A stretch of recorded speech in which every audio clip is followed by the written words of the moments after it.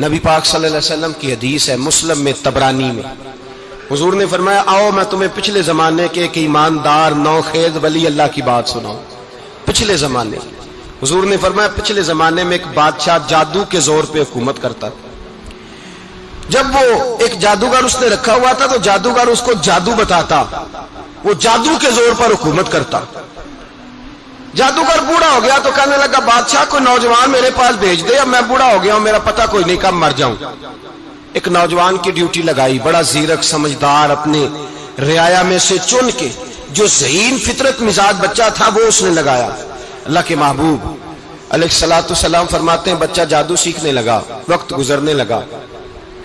بچہ جب جادو سیکھنے جاتا تو رستے میں ایک راہب بھی تھا جو انجیل جانتا تھا، وہ اللہ اللہ سکھاتا، لوگوں کو حضرت عیسیٰ علیہ السلام کی تعلیمات سے آگاہ کرتا۔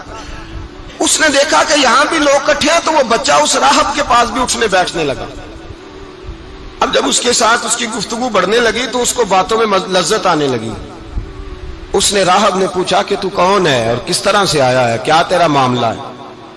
اس نے کہا جی میں جادو سیکھنے جاتا ہوں، آپ کی باتیں مجھے بڑی اچھی لگتی ہیں۔ اس نے کہا دین سیکھ، جادو سیکھنے والے کافر ہو جاتے ہیں، قرآن و حدیث سیکھنے والوں کو اللہ کامل ایمان عطا فرماتا ہے۔ فرمایا یہ سیکھ۔ بچہ بیٹھنے لگا، اس کے پاس آنے لگا، باتیں دل میں گھر کرنے لگی۔ ایک وقت آیا کہ مسلمان ہو گیا، اور مسلمان کیسے ہوا؟ بچہ کہتا ہے میں تجربہ کر کے ہوا۔ اب میں تھوڑا سا وقت جادوگر کے پاس بھی جاتا اور باقی سارا وقت وہاں بیٹھتا۔ میں ایک دن جا رہا تھا تو رستے میں اژدہا تھا، بہت بڑا سانپ تھا، رستہ روک کے کھڑا تھا۔ یہ حضور نے بیان کی حدیث۔ نبی پاک صلی اللہ علیہ وسلم فرماتے ہیں بچہ کہتا ہے کہ رستے کے اندر سانپ ہے، رستے بند ہے، لوگ چھتوں درختوں پہ چڑھے ہیں، راش ہے۔ کہتے چھوٹا سا روڑا میں نے اٹھایا تو میں نے کہا اللہ اگر جادوگر سچا ہے تو اسے مار دے۔ چھوٹا سا روڑا میں نے پھینکا، اژدہا کوئی نہ مرا۔ پھر چھوٹا روڑا اٹھایا، میں نے کہا اللہ اگر وہ عالم سچا ہے تو اسے مار دے۔ اب جب میں نے روڑا مارا تو اژدہا مر گیا۔ میرے اندر سے گواہی آئی نہیں دین کی باتیں سچی ہیں، نہیں قرآن کی باتیں اسلام سمجھانے کے لیے عرض کر رہا ہوں، اگرچہ اس دور میں انجیل تھی، اللہ رسول کی باتیں اچھی ہیں۔ کہتے میں مسلمان ہو گیا، اب میں نے راہب کے پاس ہی رہنا شروع کر دیا، جادوگر کے پاس چھوڑ دیا اس بچے نے آنا۔ بادشاہ پوچھتا کہاں زیادہ وقت گزارتے ہو تو وہ بات گول کر دیتا، وقت تیزی سے بڑھنے لگا۔ اللہ نے اس نوجوان میں طاقت پیدا کر دی، اب وہ اس کے اندر نا اللہ نے توانائی روحانیت پیدا کر دی، ابھی جوان ہے، 14-15 سال عمر ہے۔ اللہ نے اب جو بیمار بھی آتا وہ دعا کرتا تو اللہ صحت عطا کر دیتا، جو بھی آتا۔ بادشاہ کا ایک درباری تھا، بادشاہ کو پنکھا جلتا تھا، وہ اندھا ہو گیا، کوئی ایسی تکلیف آئی کہ نابینا ہو گیا، بڑے علاج کرائے شفا نہیں ہوئی۔ کسی نے اس بچے کا پتہ بتایا کانوں میں، اس کے پاس گیا تو بچہ کہنے لگا شفا تو ہو جائے گی پر کلمہ پڑھنا پڑے گا، مسلمان ہونا پڑے گا، جس پیغمبر کا میں غلام ہوں تجھے بھی بننا پڑے گا، دین پہ عمل کرنا پڑے گا، اللہ شفا دیتا ہے۔ اس نے کہا تو مجھے کلمہ پڑھا، مجھے شفا دے، میں تیار ہوں۔ اس نے کہا شفا تو اللہ دیتا ہے۔ اس نے اللہ تبارک و تعالیٰ کا ذکر کر کے دعا مانگی، یہ مسلم شریف میں حدیث ہے، طبرانی میں موجود ہے۔ اللہ نے اسے شفا دی، اس نے کلمہ پڑھنا شروع کر دیا۔ یہاں ایک نقطہ لکھا ہے ہمارے علماء نے، کہتے ہیں جب اللہ ولایت عطا کرتا ہے نا تو یہ سفید بالوں والے کا حصہ نہیں ہوتی۔ اگر جوانی میں کوئی آدمی توبہ کر کے تصوف کے رستے پہ چلتا ہے تو سب سے زیادہ ولایت اللہ اسے عطا فرماتا ہے، سب سے زیادہ ولایت اس کے پاس ہوتی ہے۔ ابھی اس کے بال کالے ہیں، چڑھتی جوانی ہے، دعا کی تو اللہ نے، اور حدیث پاک میں موجود ہے کوڑے آتے تو شفا یاب ہو جاتے، اندھے آتے تو شفا یاب، برس والے آتے تو اللہ سے دے، جوان ہے۔ بادشاہ کے پاس وہ واپس گیا، وہ جو آدمی جس کی آنکھیں ٹھیک ہوئی تھی۔ بادشاہ نے پوچھا کہ کیسے شفا ملی؟ تو کہنے لگا میرے رب نے شفا دی ہے۔ بادشاہ سجدے کراتا تھا، اپنے آپ کو منواتا تھا معاذ اللہ، کہنے لگا میرے علاوہ کون رب ہے؟ اس نے کہا وہی رب ہے جس نے تجھے پیدا کیا ہے، اور وہی رب ہے جس نے مجھے اندھے کو آنکھیں دی ہیں، وہی ہے میرا مالک۔ کہا اچھا تو مجھے نہیں مانتا؟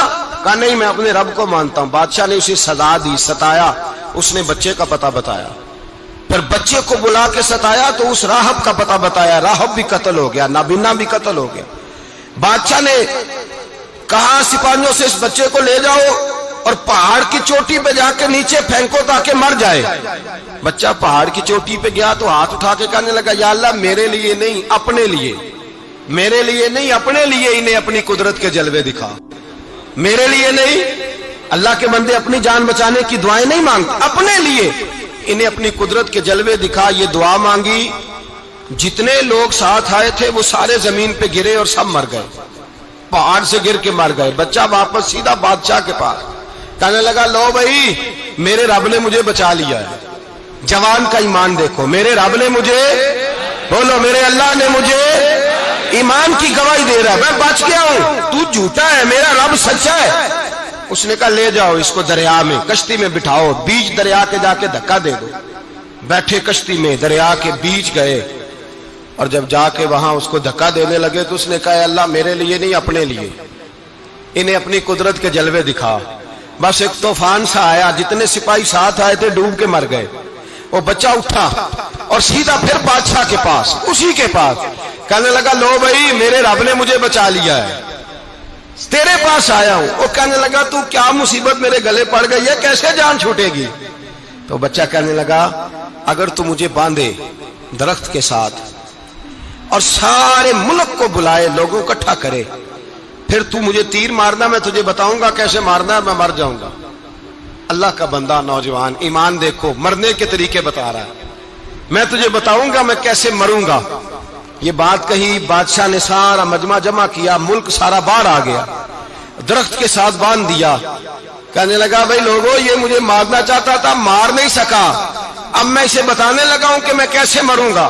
اسے کہو جب تیر مارے تو ساتھ میرے رب کا نام بھی لے، میں اپنے رب کے نام پہ جان دوں گا، ایمان کی پختگی میں اللہ کے نام پر جان دوں گا. اسے کہو رب کے نام پہ مارے، مر جاؤں گا.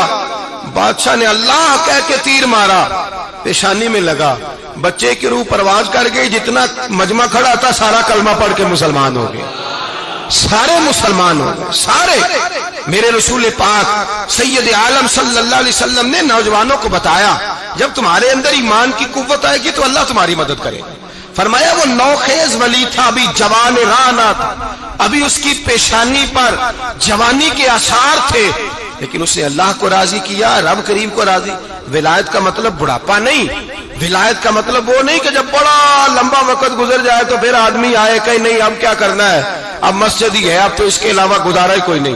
تو اس وقت کا آنا اللہ کی بارگاہ میں قبول تو ہے، لیکن شاباشی اسی کو ملتی ہے جو جوانی کے وقت آئے، جو عین اس وقت آئے جو وقت میرے رسول پاک علیہ السلام کے غلام عبداللہ ابن عمر، حضرت عبداللہ ابن عمر رضی اللہ تعالیٰ عنہ فرماتے ہیں کہ میں نکلا، مجھے سفر کے لیے جانا تھا، تو تھوڑی سی کھجوریں، تھوڑا سا سرکہ، ایک شہد کی بوتل، چیزیں میں نے سفر کے لیے ساتھ رکھ لی. میں جب مدینے سے باہر صحرا میں نکلا نا تو رمضان نہیں تھا، غیر رمضان تھا. میں نے ایک نوجوان کو دیکھا بکریاں چرا رہا ہے، بکریاں چرا رہا ہے. اے جوان، آپ فرماتے ہیں اس کا چہرہ بڑا نورانیت والا، گرد پڑی ہوئی پر بڑا حسین. فرماتے ہیں میں نے اس کو کہا کہ آ جاؤ کھانا کھا لو، روزے بھی نہیں تھے. کہنے لگا نہیں میں نے روزہ رکھا ہوا ہے. فرماتے ہیں میں نے کہا پتہ کروں کہ نیرا نیک ہی ہے کہ پرہیزگار بھی ہے. نیک وہ ہوتا ہے جو نماز پڑھے روزہ رکھے، پرہیزگار وہ ہوتا ہے جو گناہ سے بچے، وہ پرہیزگار ہوتا ہے. کہا پتہ کروں پرہیزگار بھی ہے کہ نہیں. کہتے میں قریب گیا تو میں نے جا کے اس کو کہا بھائی تیری بکریاں بڑی پیاری ہیں، میرا دل کرتا ہے کہ بکری مجھے دے دو. کہتے وہ جوان، غربت بھی، پریشانی بھی، پر دامان توکل کی یہ خوبی ہے کہ اس پر پابند لگے ہوتے ہیں، دھبے نہیں ہوتے. غربت ہے. کہا جناب ایک بکری دے دو. آنے لگا جناب بکریاں میری نہیں، بکریوں کا مالک کوئی اور ہے. کہتے میں نے آزمانے کے لیے کہا کہ بکریوں کے مالک کو کہنا ایک بکری بھیڑیا لے گیا ہے، کہہ دینا بھیڑیا لے گیا ہے. تو کہتے اس نے میری طرف دیکھا، گرد سے اس کے بال اٹے ہوئے، آنکھوں میں روشنی، چہرے پہ اطمینان، لب و لہجے میں ایمان کی طاقت. نوجوان کہنے لگا حضور بکریوں کے مالک کو تو کہہ دوں گا بھیڑیا لے گیا ہے، جب عرش کا مالک پوچھے گا تو کیا جواب دوں گا، اللہ کو کیا جواب دوں گا. کہتے ہیں میں کانپنے لگا اس کی بات سن کے. واپس آیا، جو کام نکلا تھا وہ چھوڑا، واپس لوٹ آیا. میں نے پتا کیا کس کا غلام ہے، پتا چلا فلاں آدمی کا ہے. کہتے میں نے پہلے غلام خریدا، پھر پتا کیا تیرے پاس بکریاں کتنی ہیں، اس نے کہا 400. کہتے میں نے مالک سے ساری بکریاں خریدی، پھر غلام کو بلایا، پھر وہ بکریاں تحفے میں دی، تحفے میں۔